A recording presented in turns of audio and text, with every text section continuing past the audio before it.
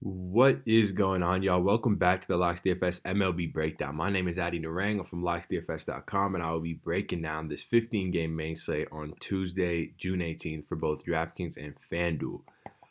Before I get into that, though, just a few things I got to talk about before. First off, if y'all want to go ahead and leave a like and comment on this video, not only would that mean a lot to me and Christian who make these videos, but you will be entered into winning a free season pass of your choice. As you guys know, we announce that winner for a free season pass every Monday. So if you haven't checked out yesterday's video, go check it out to see if you won.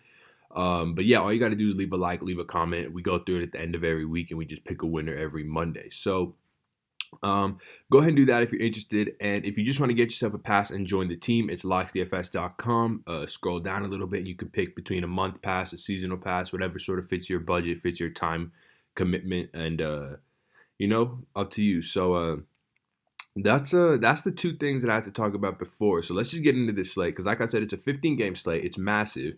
There's a ton of pitching options, a ton of hitting options. So I'm going to talk about a few of my favorite right here. The first guy I want to talk about. Now I know I usually start with my highest point, my top point per dollar high price pitcher. But for today, I'm actually kind of more interested in this mid range. So I'm looking towards a couple guys here. I think there's three guys that are super playable, two that I'll talk about in this video, one I'll briefly mention. So the first guy's going to be Jack Flaherty. The main thing with him is just his dominant all righties and the fact that this Miami lineup is going to always lean heavily right-handed. As we can see, Flaherty's numbers this year, he's got a 5.04 xFIP versus lefties, which isn't great. Pretty low K rate, decently high walk rate, decently high home runs per nine. But versus righties, where he can really utilize that effective slider, which is his best pitch, 3.07 xFIP versus righties, 11.74 K per nine. He pitches a little better at home, and that dates back to last year as well. Limits his hard contact versus righties as opposed to versus lefties.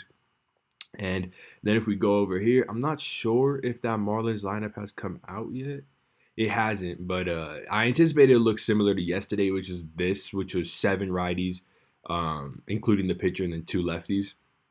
So that would be super, super favorable for Jack Flaherty. If there's anything less than 3 lefties in here, I'm very interested in him. He's just way too underpriced, as are a couple other starting pitchers that we'll get into. So definitely interested in Flaherty tonight. And then another guy I want to talk about is Brandon Woodruff. He's sort of in the same mold as Jack Flaherty. He's dominant on right-handed bats. He's better on left-handed bats than Flaherty is. But his numbers this year, 3.16 xFIP versus righties, 3.97 versus lefties, over 10 K per nine to both-handedness, over 11 to lefties. Does a decent job of getting ground balls and a decent job of limiting his hard contact. And now he's going up against a Padres team that throughout this entire year has consistently ranked in the top 3 in strikeout percentage. It's no different over the last 14 days, even with their Coors Field series. They typically will roll out a bunch of righties as well. They have started to sprinkle in a few more lefties in their lineup with Naylor and Francisco Mejia. But even with those guys, they're not going to have more than 4 lefties in the lineup at most, including a pitcher spot. So still a super favorable spot for a guy like Brandon Woodruff, who's got high strikeout upside versus a team that strikes out a ton. And then another guy I'm interested in was a guy that I was actually all over yesterday. Unfortunately, that game got rained out, but it was Patrick Corbin versus the Philadelphia Phillies. The Phillies are one of the better slider hitting teams in baseball. I believe they're the second best team at hitting the slider, which is of note because Patrick Corbin throws his slider 40+% of the time. But Patrick Corbin at 8.2K is just way too underpriced based off of 3 bad starts that he's had. His swinging strike rate is a tad lower than it is on the season, but it's only about 0.5%. So nothing really too concerning there. He's pitched well at home all year. He's got insane strikeout upside just as a pitcher. And he's 8.2K, so I think that's definitely a spot to take advantage of. I'll probably be looking towards those 3 guys, but there's definitely some high-price options here that I didn't even touch on that make a ton of sense as well. So make sure you do your research, and if not, hop over to locksdfs.com and we'll help you guys out. With that being said, a couple batter spots I want to talk about. The first one is a spot that I, again, was all over yesterday. Fortunately, the game got rained out, but it's Washington versus Jake Arrieta. 5.75 xFIP versus lefties. He's almost walking as many guys as many left-handed bats as he's striking out. 2.39 home runs per 9 goes along with a 42% hard contact rate to lefties, a low ground ball rate to lefties. So Yesterday was a little bit of a different slate where I did have some of these right-handed nationals in my lineup, and I think they certainly make sense, guys like Rendon and Trey Turner. But I would prioritize the lefties here in this spot, specifically a guy like Juan Soto, who's 4.1K. That's just incredibly cheap.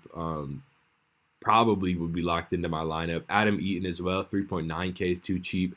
Matt Adams over here at first base, 4.2K. That's pretty cheap as well.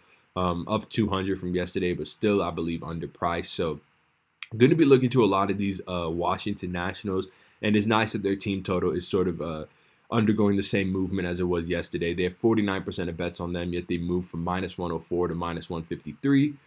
Team total up from 5-1 to 5-3. And it benefits Corbin as well because the Phillies team total is down by 0.8. So that's also more merit to playing Patrick Corbin. And then another spot I'm going to be looking towards is the Cleveland Indians versus Adrian Sampson. Adrian Sampson, actually a guy who had 3 pretty good starts back-to-back before getting sort of shelled in Fenway, which happens to the best of them. Adrian Sampson is not the best of them, though. He's just giving up way too much hard contact on the year. 46% to lefties, 44.1% to righties. Just not striking out enough guys to overcome that kind of hard contact. So I'm going to be looking towards sort of a full stack of these Cleveland Indian team. It's nice that they're all pretty cheap outside of Lindor. You got guys like Kipnis at 3.2, Joe Ram at 3.9. The bottom of the order is always consistently cheap. So you can definitely look towards these guys as a full stack or as individual one-offs. The weather's anticipated to be very nice there. As you can see, 91 degrees, 44% humidity. So the ball should be jumping in Arlington, already one of the better hitter ballparks in baseball. So those are a couple spots that I think that you could definitely get some value out of. There's obviously a 15-game slate, so there's a ton of spots to look towards. But for the sake of this video, we're just going to condense it to that. If you are interested in more, locksdfs.com. So with that being said, let's just wrap it up with our home run calls of the day. First guy I want to go with is in this Indians game. It's the low price guy under 4K. And I'm going to go with Jose Ramirez here at 3.9K. I know he's had a horrible season so far, but his batted ball profiles aren't too different from last year. The main thing is he's just getting under the ball way too much, just hitting a few too many pop-ups. But he is hitting the ball decently hard, almost a 40% hard contact rate to both handedness. He's hit into some tough luck recently. He had that triple that got robbed by that Harold Castro Willie Mays catch. If you haven't looked that up, you should go look that up. It's a pretty sick catch. And then he hammered a 0-2 fastball that was probably a foot out of the zone. He hammered it foul. He hit a home run, but it was fouled by probably a foot. So he's hitting into some tough luck.